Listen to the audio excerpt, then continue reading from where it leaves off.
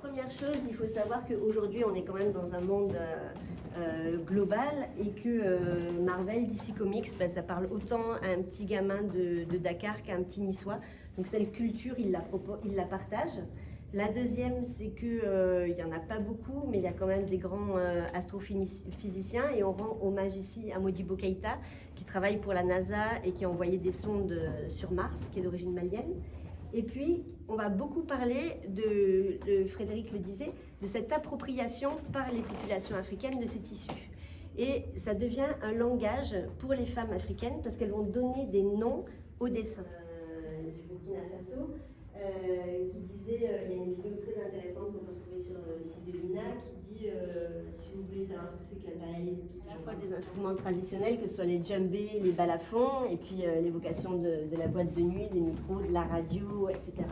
Et du high life, qui est un style musical très populaire. Deux petits hommages à Nice, avec la calebasse, qui est en fait le cougourdon niçois, qui sert de caisse de résonance pour beaucoup d'instruments, que ce soit le balafon, que ce soit les maracas, le sanza.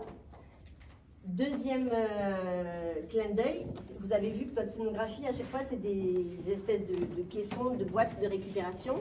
Et celle-ci, elle vient d'où? Elle vient des studios de la Victorine, les studios de Nice.